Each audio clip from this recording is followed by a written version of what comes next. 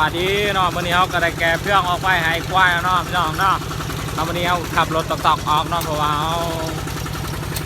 สบายดีFCทุกคนเด้อที่ยังติดตามเบานิรันดรเนาะเพราะว่าช่วงนี้เบานิรันดรบริเข้าป่าเนี่ยก็อยู่เห็ดอันนั้นเนาะเกี่ยวเข่าเนาะอันนี้เขาก็แก่เพื่องออกไปกันหน้าเนาะไปให้ควายเขาอยู่กันหน้าหมดแหละ